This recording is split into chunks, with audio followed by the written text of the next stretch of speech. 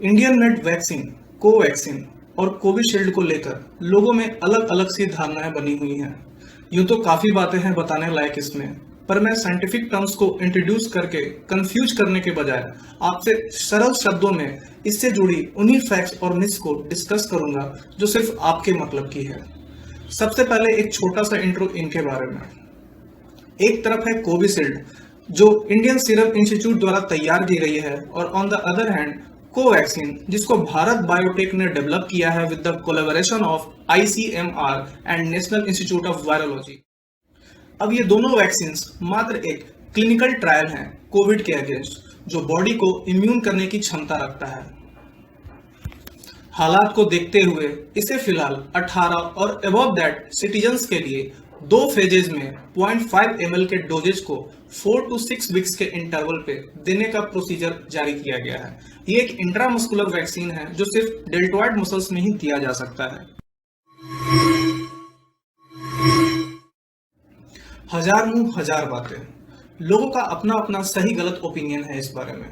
कुछ का मानना है कि इसको लेने के बाद कोरोना अफेक्ट नहीं करेगा, तो कुछ का सोचना है इसे लगाने से हम बीमार पड़ सकते हैं या शायद मर भी सकते हैं, और कुछ बुद्धिजीवी लोगों का न्यूट्रल परसेप्शन है, पर वो अभी भी वैक्सीनेशन को बायोलॉजिकली अडेप्ट करना सेफ नहीं समझ रहे हैं।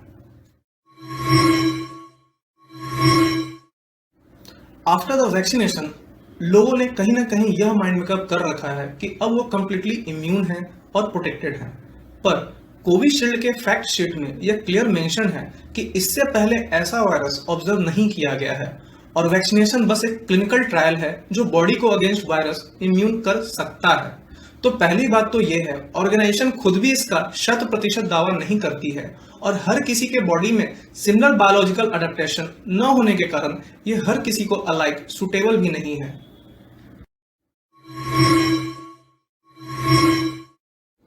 हाँ, after in taking the vaccine कुछ लोगों को मेडिकली मिनिमल सफर करना पड़ रहा है। वैक्सीन के कुछ साइड इफेक्ट्स हैं alike of every another vaccine, जो कि डिपेंड करता है आपकी इम्यूनिटी सिस्टम पर या स्टेट ऑफ हेल्थ पर। तो इंस्टीट्यूट ने उसके लिए वैक्सीनेशन से पहले एक एलिजिबिलिटी गाइडलाइन जारी किया है for your better application. Side effects के आंकड़ों की बात करें तो कैटेगरी वाइज इनका रेशियो 1:10 एंड 1:100 का है, बट ऑन एन एवरेज इसके माइनर सिम्टम्स के अलावा कोई भी serious casualty report officially notified नहीं हुई है।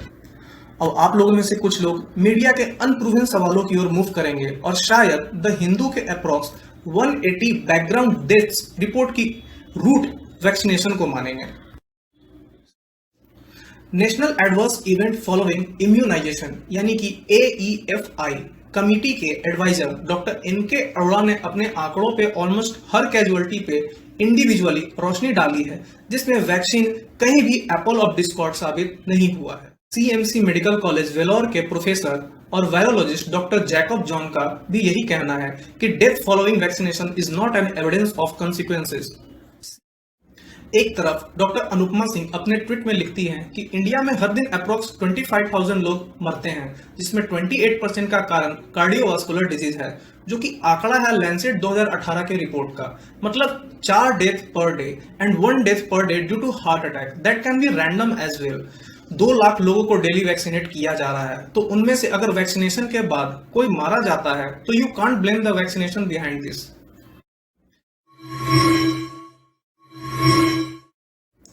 कोविशील्ड या कोवैक्सीन के किसी भी कंपोजिशन में आपको SARS-CoV-2, जो कि पैथोजन है इस वायरस का, नहीं शामिल किया गया है, तो वैक्सीनेशन के कारण कोरोना कॉज होने का कोई सवाल ही नहीं उठता।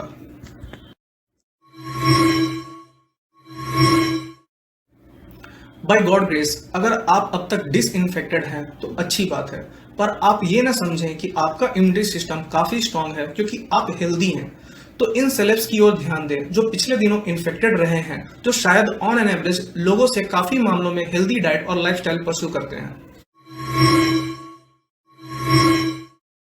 जब दोनों फेजेस के बाद भी ऑर्गेनाइजेशन 100% दावा नहीं करती है, तो आप बस फर्स्ट फेज के बाद ही कैसे सिक्योर फील कर सकते हैं। So after the vaccination just wear on mask and follow every other guidelines as usual you were doing before this.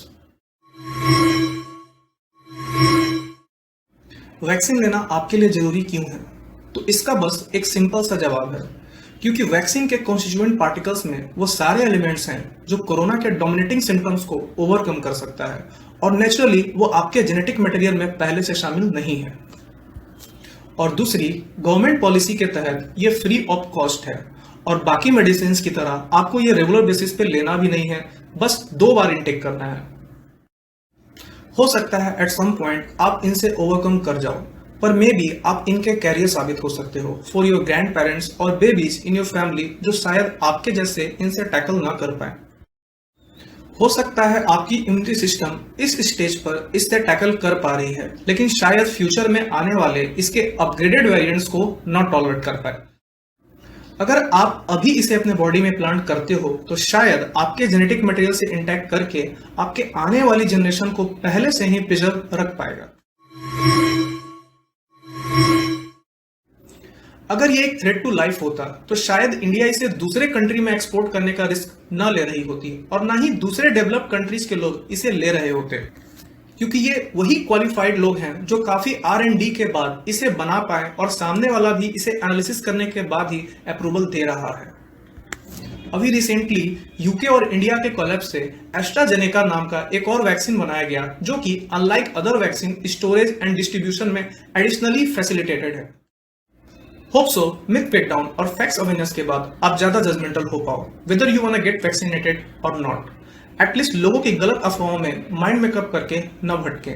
B healthy yourself and lead your family to be healthy to.